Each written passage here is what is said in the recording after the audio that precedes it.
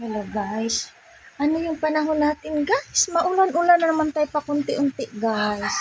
Ayan. So, bakit quiet? So, puntahan muna natin dito muna guys. Kasi, pag umuulan din guys, at the same time, dito banda, mingaw din ang panahon guys. O, diba? So, sino naman gustong magpunta dito pag umuulan guys? Diba? So, as you can see guys, ang panahon natin. So, hindi naman masyadong malakas. Ayun, umuulan lang ng paunti, guys.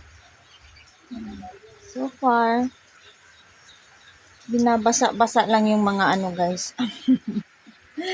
But still thankful, no? Kasi may ulan din tayo pang minsan-minsan. Wag lang yung palagi talaga, everyday.